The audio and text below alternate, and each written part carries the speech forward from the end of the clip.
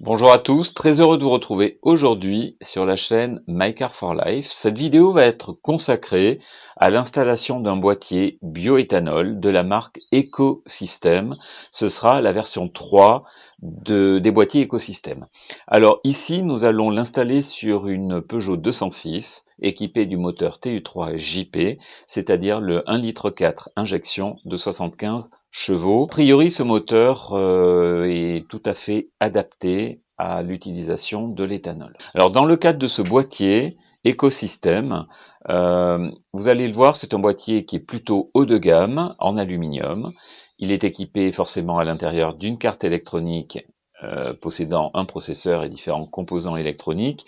En fait, ce boîtier, il est capable d'analyser en permanence la composition du carburant, que ce soit de l'E85, du samplon 95 ou un mélange de deux. Il sera capable de faire le ratio air-carburant de façon à optimiser, dans le meilleur des cas, le fonctionnement de votre véhicule. Allez, c'est parti pour le montage. Comme je vous l'ai dit en introduction, nous allons installer un kit de conversion essence-éthanol de la marque Ecosystem. Donc ça, il s'agit ici du calculateur, voilà, qui est dans une coque aluminium. Ça semble vraiment de bonne facture, avec bien évidemment la broche ici de connexion de la tresse principale. La tresse principale, elle est constituée d'un connecteur qui va venir se connecter ici sur le calculateur, sur le boîtier. Et puis ensuite, à partir de cette tresse, il y a toute une série de fils, dont plusieurs séries de fils qui vont aller sur chacun des injecteurs. Donc il y en a 4 ici.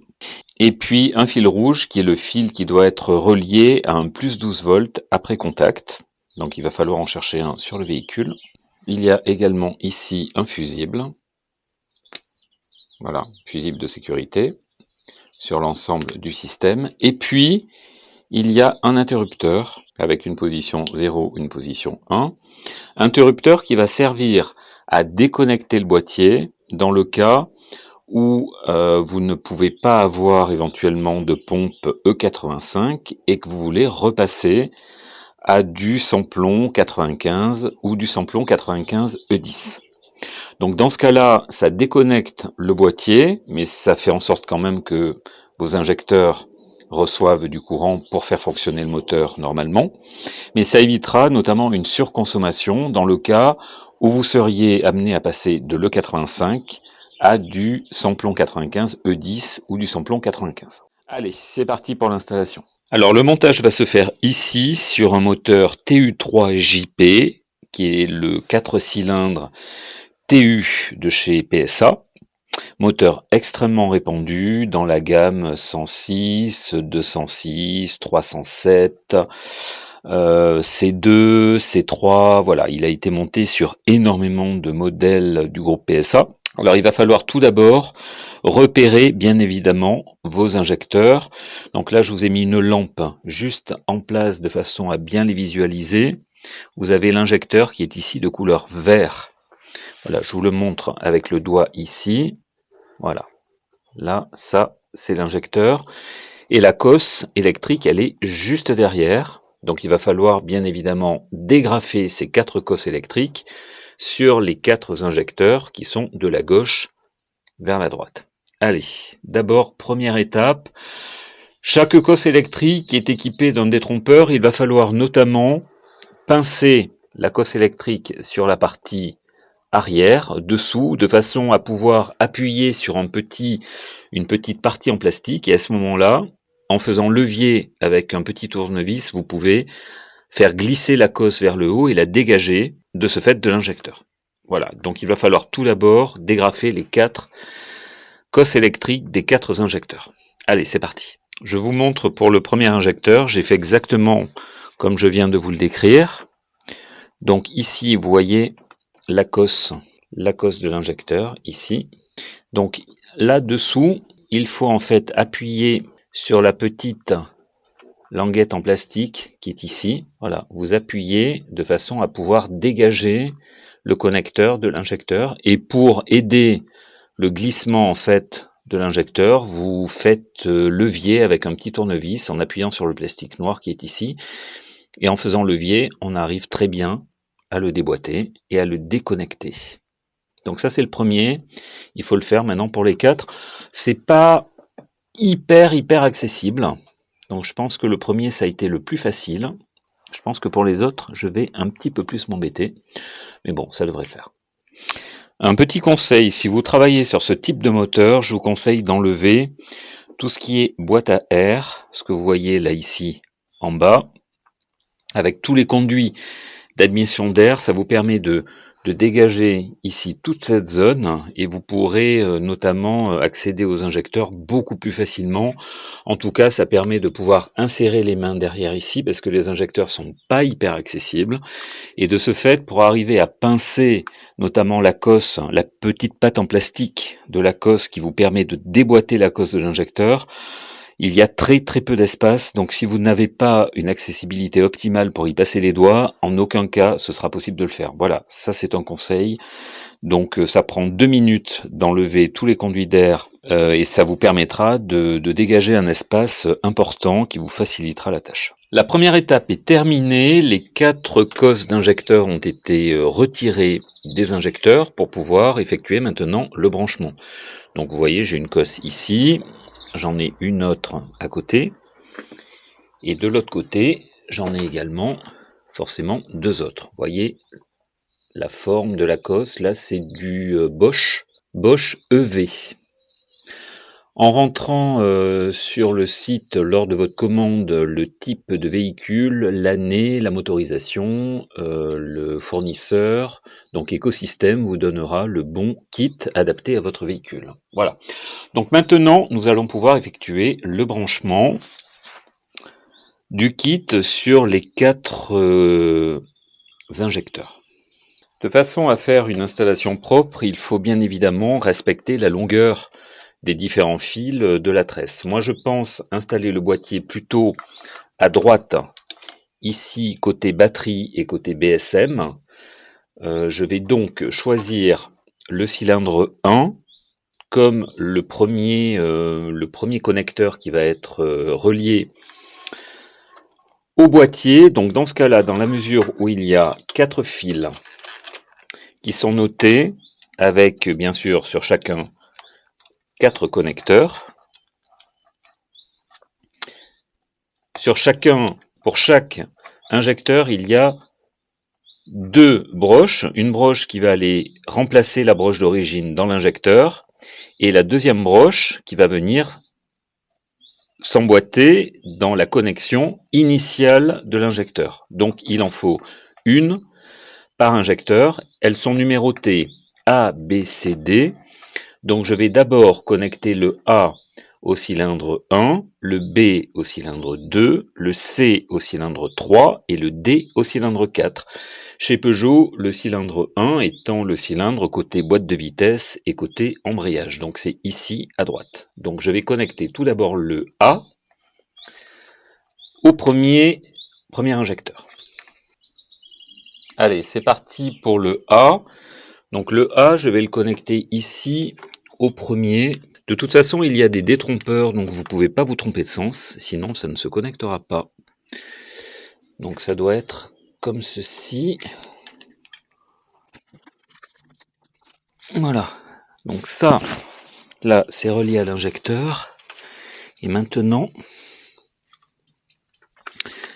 la deuxième prise qui est en A, je vais la connecter du coup à la cosse, à celle-ci. Voilà, j'espère que ça c'est la cosse d'origine qui était connectée à l'injecteur. Donc j'y mets, à la place de l'injecteur, j'y mets cette cosse ici. Donc là c'est pareil, il y a des détrompeurs, donc on peut pas normalement. Voilà. Et bien vérifier que c'est parfaitement connecté. En tirant dessus, vous voyez si ça vient ou pas. Là c'est bloqué, donc c'est connecté. Ok. Voilà, le premier est connecté. Maintenant, je prends le B. Le B, je vais donc aller le connecter avec toujours la même logique que pour le A. Voilà.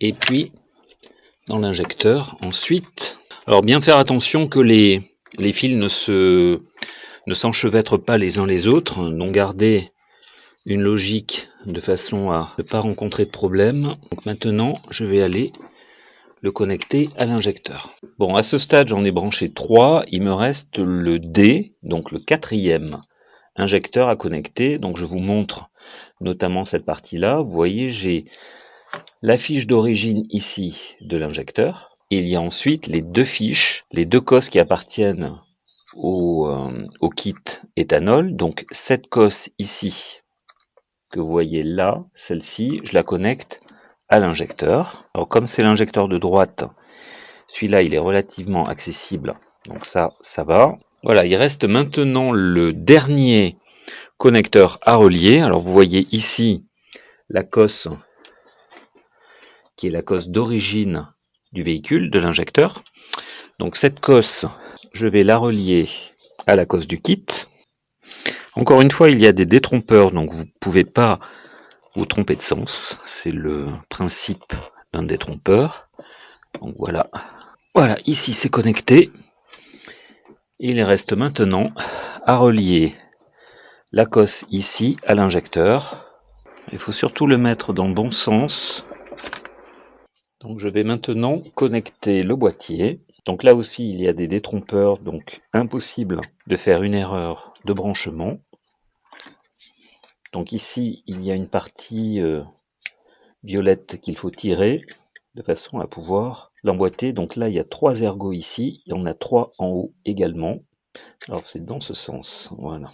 Donc vous le positionnez et ensuite, voilà, grâce à la partie violette ici, on peut à ce moment-là faire en sorte que le boîtier se connecte complètement ici à la tresse électrique. Donc maintenant il faut surtout arriver à trouver une position qui soit idéale pour ce boîtier, qu'il ne soit pas trop à l'humidité, qu'il ne soit pas trop à la chaleur et qu'il soit surtout visible pour le conducteur, éventuellement pour la vérification ici des LED qui sont les LED de contrôle du fonctionnement du boîtier. Donc c'est pas quelque chose que vous irez vérifier tous les jours, mais il ne faut pas que ce soit complètement caché pour pouvoir éventuellement, en cas de dysfonctionnement, pouvoir vérifier le fonctionnement du boîtier et pouvoir également accéder aux potentiomètres qui sont ici, que vous voyez là, potentiomètres qui pourront en particulier être réglés en cas de besoin.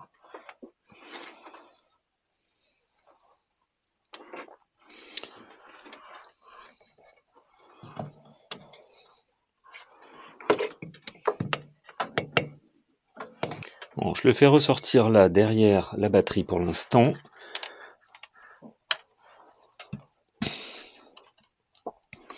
Il ne faut pas non plus, une fois que j'aurai remis le boîtier d'air, il ne faut pas que ça touche, il ne faut pas que ça gêne. Voilà. Alors, il y a ici, vous voyez, différents fils qu'il va falloir connecter également.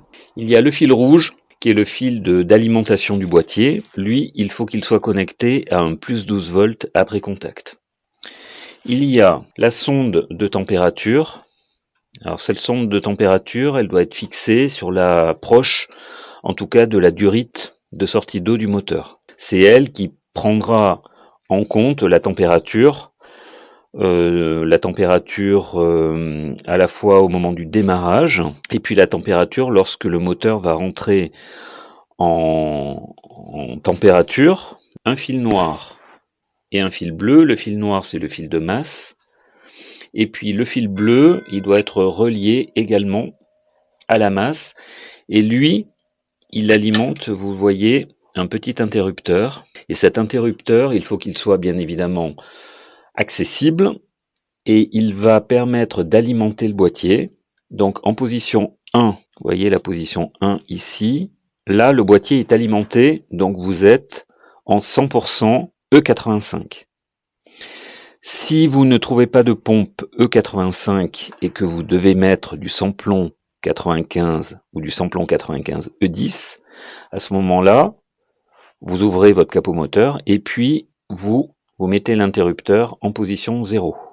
Voilà. Dans ce cas-là, ça déconnecte le boîtier. Ça n'empêchera pas le véhicule de fonctionner, mais ça vous évitera en tout cas une surconsommation de carburant. J'ai fixé la sonde de température ici, telle que c'est indiqué dans la notice, sur la durite d'eau, sortie moteur, entrée radiateur. Donc là, elle est fixée avec un collier de serrage. Et puis ensuite, elle passera sous le boîtier d'air. Je peux également rajouter un collier de serrage ici pour éviter que le câble se balade. Mais là, normalement, il n'y a pas de souci. Bon, je pourrais très bien prendre le fil de masse de la batterie qui est ici. Voilà, je vais vous l'éclairer un petit peu mieux. Voilà. Ça, le boulon que vous voyez ici, il permet de relier notamment le moins de la batterie à la boîte de vitesse. Voilà, donc ça c'est une masse, je pourrais très bien me repiquer là-dessus. Je vais plutôt le faire à partir de cette vis ici, que vous voyez là, celle-ci, qui me permettra notamment de pouvoir avoir l'interrupteur qui permet de couper le boîtier éventuellement si vous vous retrouvez à ne pas pouvoir faire le plein de E85 et d'être obligé de tourner à du samplon 95 ou samplon 95 E10. Donc je voudrais que cet interrupteur, il soit facilement accessible. L'interrupteur, le voici. C'est celui qui est donc relié à la fois au fil que je dois relier à la masse, et ensuite l'autre fil, le deuxième fil, bleu, il va jusqu'au boîtier. Je vais donc me relier ici à cette vis qui est reliée elle-même au châssis du véhicule. En dernier lieu, le plus 12 volts, vous pouvez aller ici le brancher sur le BSM, chose que moi j'ai faite, puisqu'il y a plusieurs fusibles qui sont notamment... enfin, ils ne sont pas utilisés, mais il y a quand même une arrivée de courant sur ces contacts. Voilà. Donc maintenant, vous pouvez ensuite refermer le boîtier du BSM en faisant bien attention de ne pas coincer les fils ici. En tout cas, ils sortent par la zone moussée, donc il n'y a aucun risque. Là, le BSM est fermé, il est protégé. Maintenant, nous allons fixer l'interrupteur ici avec un collier de façon à ce qu'il soit bien disponible et accessible.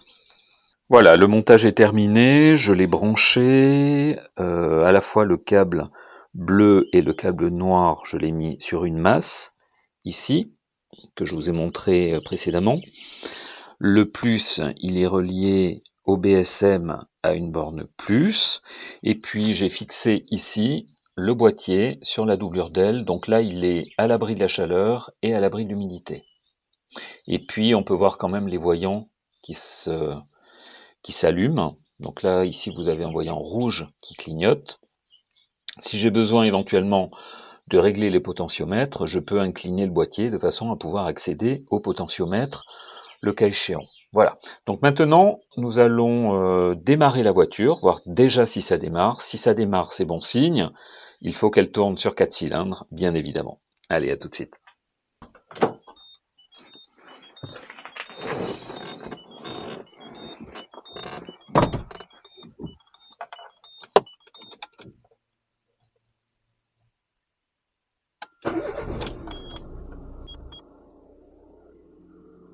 Voilà, vous pouvez constater que ça fonctionne parfaitement bien. Alors, il faut un temps de rodage. Donc, il faut attendre d'avoir fait au moins plusieurs dizaines de kilomètres, le temps que le calculateur du véhicule s'habitue également au boîtier éthanol. À l'issue de cet apprentissage, en quelque sorte, il faudra peut-être régler les potentiomètres si vous constatez qu'il y a des ratés à l'allumage, il peut y avoir des trous à l'accélération parfois, ou alors des démarrages à froid difficiles. Normalement, le réglage d'usine du boîtier permet de faire fonctionner la grande majorité des véhicules. Après, c'est à vous de voir si effectivement il y a un réglage ultérieur qui est nécessaire. Mais là, en tout cas, ça fonctionne parfaitement bien. Elle tourne bien. Je referai une vidéo un petit peu plus tard, justement, une fois que j'aurai fait plusieurs centaines de kilomètres, je vous dirai exactement, quel est le comportement du véhicule et quelle est la consommation vis-à-vis de ce boîtier. Cette vidéo est maintenant terminée, j'espère qu'elle vous aura plu et vous servira pour le montage futur d'un kit.